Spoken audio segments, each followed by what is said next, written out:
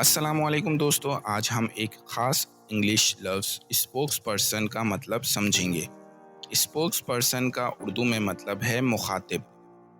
اگر کسی ادارے کی طرف سے کوئی مشورہ یا کسی شخص کی طرف سے کوئی خبر یا بیان دیا جائے تو وہ اسپوکس پرسن کہلایا جاتا ہے، جو اس خبر کو دنیا تک پہنچاتا ہے۔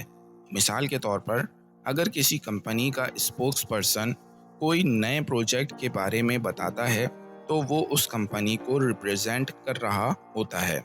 The spokesperson addressed the media regarding the recent development۔